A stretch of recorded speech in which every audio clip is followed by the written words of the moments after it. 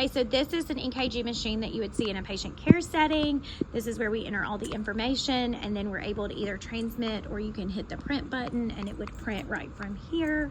There, your lead wires are all going to be, usually they may be hanging from it on a clip or in a basket. And one thing, when you set up their electrodes on their chest, would be V5, V4, and V6.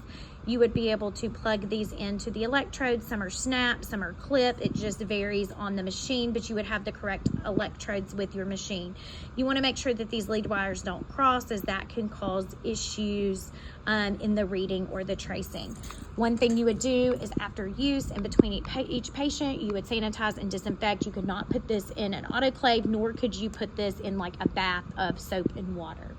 Okay, now we're going to look at the paper that would come out of the EKG machine. You can follow along in your folder on the, let's see, this is the page that I would be on, the actual EKG machine. So you're welcome to follow along there. And I have a piece of real EKG paper here with us so that we can talk about. So guys, when you get this EKG paper, it is heat sensitive and pressure sensitive. So you don't grab it with your nails. You're always going to grab it with your fingertips, and you would not want to write on top of it like if you were writing on another sheet of paper, because it will bleed through and it would affect the reading. Now you can see we have a we have a vertical axis here. And that is the amplitude or gain. They mean the same thing.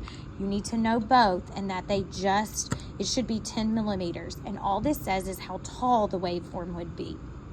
Okay, so the amplitude or gain is the vertical axis that tells us how tall, and it should be 10 millimeters. That's the standard. Then your horizontal axis is your time. Okay, so it's time, and paper speed affects this, and our normal paper speed would be 25 millimeters per second. So if we don't change anything on our machine when we print an EKG, the amplitude or gain is 10 millimeters and the time is 25 millimeters per second. Now, why would we need to change anything? Well, if we have a patient who is tachycardic, then that means their heart rate's above 100. We need to increase the paper speed to 50 millimeters per second. Guys, if we do this, we have to tell somebody, because when the physician or the provider is interpreting the EKG, they need to know at what the paper speed was. And if you're transmitting it, there's a note section where you can go in and you can tell them you adjusted this. Okay, so just to review, the amplitude or gain is just basically how tall the waveform is, and that should be 10 millimeters. The time is the horizontal axis, and the paper speed, normal paper speed, should be 25 millimeters per second. If your patient's tachycardic, you're going to increase your paper speed to 50 millimeters per second. Now, there's this mark right here, and I call it a little door. Do you see this right here?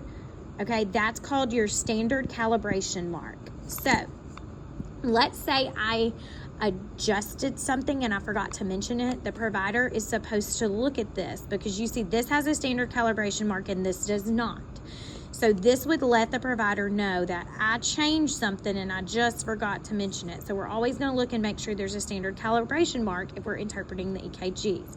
What this means right here, this standard calibration mark, means that my amplitude is 10 and my paper speed's 25. When I was in nursing school, that's how I always remembered it, is I wrote, if I could write in that little door 10 and 25, then I knew my amplitude was 10 and my speed of my paper was 25 millimeters per second. So here we go. So we know that that is amplitude of 10 and my paper speed was 25 millimeters per second, and then they could interpret the EKG reading.